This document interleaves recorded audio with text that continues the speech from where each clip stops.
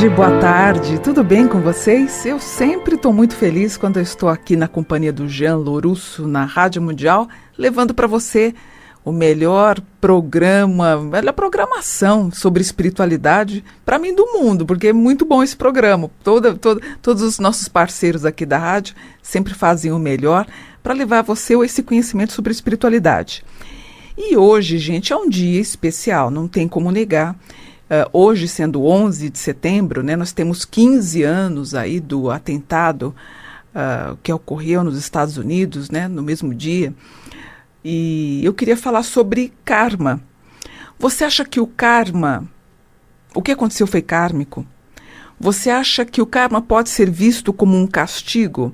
Por exemplo, o que aconteceu com as Torres Gêmeas, ou desastres aéreos, ou o que aconteceu com a Boate Kiss, estão relacionados a um karma coletivo?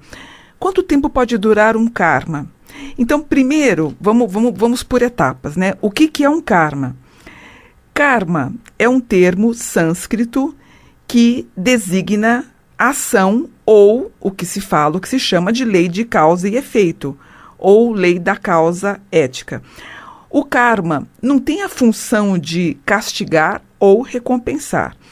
O que faz o karma? Ele sugere que a reencarnação tem uma finalidade para equilibrar as boas e as más ações cometidas em vidas regressas e assim vai fortalecendo o espírito e elevando a alma.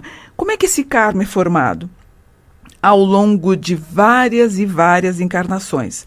Então, o homem acaba formando uma coleção de imagens mentais, algumas nítidas, outras nem tanto, um pouco imprecisas. Então, ele acaba retornando nessa vida atual com uma extrema vontade de servir à humanidade e acabar adquirindo mais conhecimento nas áreas ou na área em que ele atua. Por exemplo, para eu estar agora fazendo esse trabalho que eu desenvolvo com a espiritualidade já há 38 anos, eu fiz esse mesmo trabalho numa vida passada e talvez numa outra.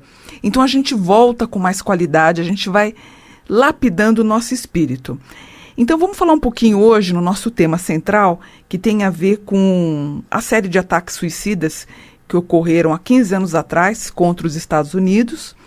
Quem fez tudo isso foi a organização islâmica Al-Qaeda, no dia 11 de setembro de 2001, e sempre você vai ver vinculado a isso o que você estava fazendo nesse dia quando aconteceu, né?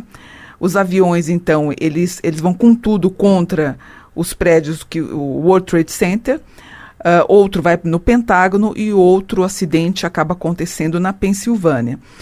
E o que acontece? Em contrapartida, os Estados Unidos, eles invadem o Afeganistão. Nesse dia, 15 anos atrás, 3.000 pessoas morreram. E essas pessoas eram de 70 países. E 200 pessoas pularam naquele dia porque não aguentaram, ficaram desesperadas. A justificativa do ataque que o Osama Bin Laden alegou, ele disse que foi por conta da presença americana na Arábia Saudita. Ele também criticou o apoio dos Estados Unidos para Israel e algumas sanções contra o Iraque. E o mais complicado para mim, né, o Bin Laden alegou que o profeta Maomé, ele bania, na verdade, a presença de todos os infiéis na Arábia. Em contrapartida, ou algo mais ou menos paralelo, para a gente pensar um pouquinho sobre karma coletivo, nós temos o acidente na Boate Kiss. Foi um incêndio, ele foi considerado a segunda maior tragédia que aconteceu no Brasil, onde 242 pessoas morreram e o incidente feriu 680 pessoas em Santa Maria. Então, o acidente, a tragédia na Boate Kiss é considerado a segunda maior tragédia do Brasil. A primeira ocorreu com incêndio no Circo em Niterói. O Chico Xavier, inclusive, falou sobre incêndio no circo em Niterói, e ele explicou o seguinte: segundo Chico Xavier, as pessoas que desencarnaram naquele dia, na tragédia, foram as mesmas pessoas que queimaram 1.000 crianças em um circo na Gália, em 177 depois de Cristo, claro, durante o Império Romano. Então, ele justifica essa ação e reação por conta. Por isso que eu quero fazer esse programa mais para você pensar sobre o assunto, né? No caso da Boate Kiss, os sites espíritas dizem que isso foi um karma por conta dos soldados nazistas relacionados à Segunda Guerra Mundial. Então, esses soldados, que seriam jovens que morreram na Boate Kiss, eles estariam à frente de levar as pessoas nas câmeras de gás e também nos fornos crematórios. Ou seja, segundo a consideração espírita, na verdade, o que ocorreu tanto no World Trade Center ou em Santa Maria, na Boate Kiss, ou em outros acidentes aéreos, por exemplo, ou o que aconteceu com o Circo em Niterói. Inclusive, quando eu estive no programa da Xuxa, um pouco antes dela sair da Globo, eu fui uma convidada de final de ano, eu conversei com um sobrevivente do que ocorreu da tragédia no Circo em Niterói, e ele foi um dos poucos que conseguiu escapar, e a gente estava falando sobre a ação de Deus, claro, e do anjo da guarda, e como é que ele conseguiu se livrar dessa expiação coletiva. O que levou algumas pessoas em alguns sites espíritas falarem que poderia ter sido uma ação dos soldados nazistas, que eles reencarnaram, eles entram como descendentes de grupos alemães, principalmente em Santa Maria, que nós temos aí toda uma culturação da Alemanha, de pessoas voltadas para a cultura germânica. Por que eles citam isso? Porque no dia 27 de janeiro é considerado o Dia Internacional do Holocausto, o mesmo dia onde ocorreu a tragédia na Boate Kiss. Por exemplo, quando uma família que coloca fogo na casa de um vizinho, segundo a expectativa espírita ou a doutrina espírita, a mesma pessoa que colocou fogo na casa de um vizinho porque não gostavam dele. Essa mesma família pode voltar, retornar e morrer em um acidente de carro carbonizado. Então, segundo Chico Xavier e segundo a doutrina espírita, tudo que a gente faz para o bem e para o mal, a gente tem consequências. Então, por exemplo, eu sou um indivíduo. Eu acabo fazendo parte eu sou membro de uma família. Esse membro da família, vou ser parte de um bairro, de uma cidade, de um estado, de uma nação. Então, esses karmas vão se juntando. As pessoas com as mesmas expectativas kármicas e espirituais, elas vão se reunindo. Um dia, o que eu fiz de errado, ou de bem também, claro, eu tenho essa resposta através, não do meu trabalho, não nessa minha vida, muito provavelmente acaba acontecendo ou com meu filho, ou com meu neto, ou com um bisneto. Ou seja, quando a gente tem uma ação coletiva, a questão de uma tragédia, como aconteceu há 15 anos atrás, no World Trade Center, cresce no mundo espiritualista que os mesmos espíritos que erraram, eles se reúnem e juntos, de comum acordo, eles acabam reparando as suas faltas. Por exemplo, não sei se você já pensou nisso, mas existem pessoas que saíram do núcleo familiar, dá um desespero para você sair do núcleo familiar. Você não é entendido na família, você acaba alugando apartamento, mudando de cidade, vai para uma casa, muda para um outro país. Você não quer ficar junto com a tua família por mais que você ame. Ou seja, você não quer fazer parte desse karma familiar. Você está isentando de um possível karma que você não queira ter junto, muitas vezes negativo a gente não sabe, mas eu sinto que muitas pessoas têm até uma certa aflição em ficar junto a uma família, ela não quer mais fazer parte. Ou às vezes acontecem reuniões, dá um desespero, a pessoa fala, ai Mônica, eu não tenho vontade de participar dessas festas familiares. A gente tem que respeitar. Às vezes você realmente, você não faz parte desse núcleo kármico familiar. Por exemplo, quando a menina me pergunta, Mônica, coloca o meu nome depois que eu me casar, eu fico com o meu nome de solteira ou eu agrego o nome do meu futuro marido? Fica a seu dispor, porque assim, a partir do momento, se você tem ideia de que o seu futuro marido tem uma família tranquila, você vê que ela tem gerações de uma certa tranquilidade, por que não? Agora, confessadamente, se ele vem com uma proposta que o pai teve problema porque fez isso, fez aquilo, a mãe não teve juízo, o avô também, foi uma vida... Veja se vale a pena você entrar para esse núcleo familiar na qual você vai fazer parte desse processo kármico também familiar. Então, isso é uma questão que você tem que pensar. Quando a gente tem as questões relacionadas ao acidente no World Trade Center, a tragédia, crê-se, inclusive, que as videntes de Garabandal teriam visto, elas tiveram uma visão com as torres desabando.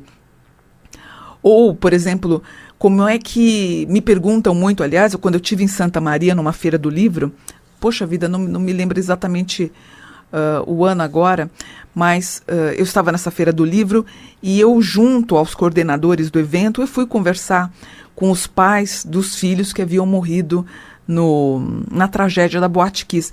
É muito complicado porque a pessoa está sofrendo muito, você não pode dar... A única coisa que eu fiz foi abraçar cada um, eles choraram aos prantos, cada um que me abraçou, e eu os consolei, apesar que eu acho que nesse momento, quando a gente perde um ente querido, quando a gente passa por algum tipo de dificuldade nesse sentido, o melhor às vezes não é nem falar nada, o melhor às vezes é abraçar a pessoa em silêncio, abraçar e confortar. Eu não sou muito fã de quando a pessoa está passando por um período desesperador, bater nas costas e falar, Deus quis assim. Me desculpe, eu sou espiritualista, sou angelóloga, mas eu acho que às vezes é melhor tentar encontrar uma outra justificativa. Por isso que eu falo, às vezes o melhor, o calar é até mais sábio. Por que Deus quis que o filho tão querido e amado quis morrer? Muito, muito delicado. Ou que me perguntam muito, Mônica, cadê a ação do anjo da guarda? Se o anjo da guarda visa exatamente isso, o bem-estar da pessoa, por que aquelas pessoas no World Trade Center morreram e por que outras se salvaram? Aquelas que se salvaram não tinham relação com o karma coletivo do que elas precisariam estar passando naquele momento. O mesmo aconteceu com o acidente, a tragédia na Boate Kiss. Então, quando você tem aqueles jovens, aqueles meninos, estavam começando a viver com 17, 18, 20 anos, houve uma ação kármica coletiva na qual eles não puderam escapar. Quem conseguiu escapar não tinha a relação com esse karma, segundo a visão da doutrina espírita. Então, os karmas, eles podem acabar? Os karmas, eles não terminam, eles são substituídos por boas ações. E as pessoas perguntam para mim, Mônica, a alma, com essa experiência toda, a alma, ela vai amadurecer? A alma não precisa. Por exemplo, eu desde menina, eu lembro até quando eu fui até, eu fui para um terreiro de candomblé, a minha segunda iniciação espiritual na religião afro-brasileira. Eu estava com 17 anos, 16, 17 anos, e o pai de santo olhou para mim e falou, quantos anos você tem? Você tem 40, né? E mesmo hoje, eu com 53 anos, as pessoas me veem até como uma pessoa, o meu semblante é de uma pessoa mais velha. Então eu tenho o que eles falam, né? Eu lembro que eu tinha 15, 16 anos, eu tinha cabelo branco. Eu acabei pintando, porque me constrangia ter o cabelo branco na escola e todo mundo com aquele cabelo lindo, preto, loiro e tal, e eu já com cabelo branquinho. É uma alma antiga que está vindo de várias encarnações. Eu me orgulho disso, não tem problema nenhum. Esse meu semblante que eu tenho, até eu pareço ser mais velha, é por conta disso. Porém, a alma, ela não envelhece, ela não cresce, ela não amadurece. Ela é o que ela é. Por exemplo, quando você vê uma criança que ela tem um tremendo conhecimento e ela fala coisas que os pais ficam abismados com as informações que essas crianças falam, tá lá a alminha dela, ela tá num corpo pequenininho. Essa alma ainda está presa no corpo pequeno. Esse menino, essa menina, eles irão crescer. E a alma está lá, linda, pronta para ser lapidado. Então, a alma vai retornar no corpo físico em diferentes estágios de evolução. E quanto mais você vivencia um número maior de encarnações, mais você vai ficando tranquilo, você deixa de ser tanto materialista. Não digo que... Eu não sou contra a pessoa ambiciosa. Eu acho que todo mundo tem que ter um pouquinho... Eu ambiciono ser uma espiritualista Até o contrário, né? Eu ambiciono ser uma espiritualista muito mais tranquila do que eu sou hoje. Eu tenho um caminho muito grande para ser lapidado, né? Eu quero cada dia mais, eu ambiciono ser uma pessoa cada vez mais pacífica. Então, contra a ambição não tem problema. Você tem sua vida material para você cumprir, para você resgatar, sua família para manter. E o karma, gente, ele não pode ser visto como castigo, né? Para a teosofia, ele está associado à sua qualidade moral, ou seja, os seus valores éticos, o seu caráter e a sua personalidade estão imbuídos aí dentro da palavra karma. Outra coisa que é importante falar, por exemplo, se eu roubei, se eu cometi uma injúria, se eu matei alguém, isso significa que na próxima encarnação eu vou ser roubado, injuriado e assassinado? Não. Aliás, outro dia eu vi uma espiritualista falando isso. Sua filha morreu, foi assassinada porque em outra vida ela assassinou algum grupo da família. Eu discordo um pouquinho da colocação dela. Eu acho que não é por aí. Existem outros meios na qual o espírito vai conseguir encontrar o caminho para lapidar a evolução espiritual. Então, o karma, gente, ele não pode ser visto dessa forma. O malfeitor, aquele que cometeu o erro, em algum momento da vida, ele vai espiar os erros sob uma outra ótica. E aí ele vai conseguir resgatar, então, as suas falhas. A ideia do karma é utilizada no budismo, no hinduísmo, no janaísmo, na teosofia e principalmente no espiritismo, né? Então, dependendo do pensamento doutrinário, ele acaba tendo conceitos diferentes que às vezes podem se distanciar do termo original do budismo. Mas que nem eu falo para vocês, ele é nem negativo, nem positivo, é uma lei natural. Quanto tempo dura o karma? Impossível de saber, impossível de prever. Eu lembro quando eu fui estudar sobre o tema há muitos anos atrás, o fato de eu estar estudando sobre anjos e ter uma vida voltada para o mundo da angelologia, você sabe que isso foi uma forma do karma da minha família, do meu sobrenome, Bonfilho, independente de onde eles estejam, você sabe que isso traz uma energia muito boa. Me sinto muito feliz, vamos dizer assim, não orgulhosa, mas feliz quando alguém fala, aquela lá é a Mônica Bonfilho, aquela dos anjos. Isso traz uma boa energia, né? Ontem eu estava numa feira de adoção, eu fui aqui no Conjunto Nacional e encontrei a Luísa Mel, que faz um trabalho belíssimo. Essa moça, inclusive, até fazer um comparativo ela tem um espírito bonito e uma forma física muito bonita. E eu fui procurar um cachorrinho para adotar, os meus morreram, velhinhos, e eu vendo os cachorrinhos, aquelas coisas todas, e eu acabei encontrando um que eu me apaixonei de cara, né? Ele está com 13 anos, o nome dele é louco, que eu não gostei do nome, coloquei Gabriel, e ele é cego, ceguinho, ele não enxerga absolutamente nada, e está com 13 anos. Ele vai ficar comigo, pode ser um dia só, de repente eu posso chegar em casa depois do programa, ele já morreu, eu não sei, ou ele pode ter aí sua vida estendida, mas por que eu estou falando isso? Quando você se depara com um grupo de pessoas, como da Luísa Mel, que ela poderia, ela é bem casada, amada, tem um filhinho, ela poderia estar na casa dela curtindo a vida familiar, enfim, lazer, viajando para a Europa. Essa moça, ela incansavelmente, ela trata e cuida de salvar os animais. Isso é muito bonito. Isso traz um bem danado para a gente. Então, a gente tem que ter essa lapidação espiritual também. Quantas encarnações você acha que são necessárias para zerar teu karma? Não dá para a gente saber. Não existe um número seguro para a gente coordenar tudo isso. Porque, na verdade, o espírito, ele é praticamente, as encarnações, elas são infinitas. E, por exemplo, quando você tem uma relação conflituosa entre pai e filho, geralmente em outras vidas eles tiveram problemas, eles voltam a resgatar. Por isso que eu falo, às vezes fica uma coisa tão insuportável que o melhor é, na verdade, cada um seguir o seu caminho.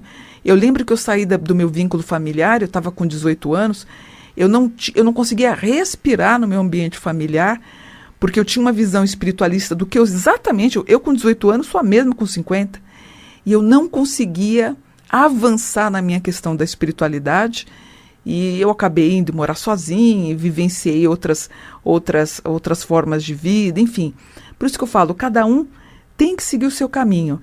Lembrando que também que a doença, na verdade, é uma forma de você purgar as questões do seu karma e da sua espiritualidade. Ou seja, estamos sempre evoluindo, somos apenas dotados momentaneamente de carne e de ossos, mas na verdade somos espíritos, todos nós somos espíritos que queremos, de uma forma dolorosa ou amorosa ou não, a gente quer sempre evoluir. Gostaram do programa? Eu queria muito que vocês conversassem com as pessoas, o que vocês acham? Vocês entenderam a questão do karma coletivo? Deu para entender a questão da Boate Kiss, do atentado ao World Trade Center? Você concorda com a visão, com a orientação do Chico Xavier quando ele fala sobre isso, dos karmas coletivos? Ou quando a doutrina espírita tenta explicar isso? Tem pessoas que não aceitam. Eu tenho um amigo meu que, ouvindo tudo isso, de um outro palestrante amigo meu, ele falou: Mônica, agora eu vou ser ateu porque eu não acredito no que vocês estão falando. Então é uma questão muito pessoal. Isso pode te levar à espiritualidade, ao espiritismo, ao evangelismo, mais forte ao catolicismo. A gente encontra, na verdade, a gente tem que ser feliz nos lugares, nas religiões que nos fazem bem, que nos confortam. Seja você espiritualista, um ateu, um agnóstico, evangélico, budista, teosofista, é uma questão de escolha pessoal e a gente tem que respeitar. Eu só não concordo quando tentam doutrinar a gente à força. Eu acho isso super inválido, eu acho que tem que vir com a natureza do amor, tá bom? Então eu espero que vocês tenham gostado do programa. Foi mais um motivo hoje, assim, para mim eu refleti muito para hoje, um dia especial por conta desse dia até, digo, não kármico, mas um dia de conscientização também para nós espiritualistas, tá bom? Bom, se você gostou de me ouvir, eu fico muito feliz. Você pode me acompanhar lá no Facebook, né? Eu tô lá no meu, eu tenho um oficial, que é o Mônica Buon, coloca B-U-O-N, que você cai na minha página oficial. No Instagram, eu tô como Mônica dos Anjos 72. Mônica dos Anjos 72.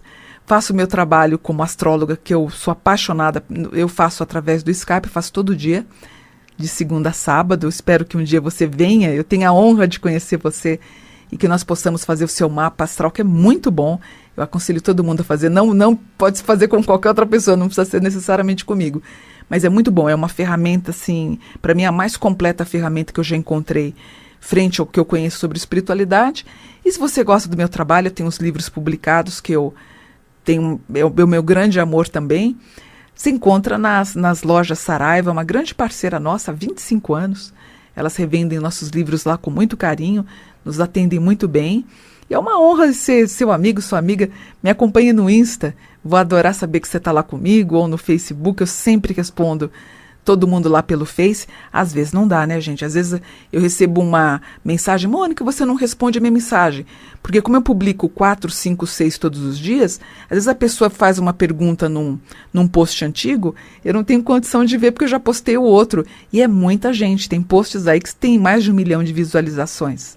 Né, tem as visualizações, curtidas passam de 400 mil, dependendo do post, então eu não tenho condição. No que está dentro do meu limite eu faço, pode ter certeza, e faço sempre com muito amor, porque eu sei que cada amigo que está lá, cada amiga que está lá, compartilha do mesmo pensamento meu, que é um pensamento de Dharma. Dharma é você ter conscientização do teu karma. Para quê? Para a gente ser feliz. Com certeza vamos ser, tá bom? Um beijo para vocês, fiquem com Deus, bom domingo e até semana que vem para mais um programa Mônica Bonfilho. Namastê.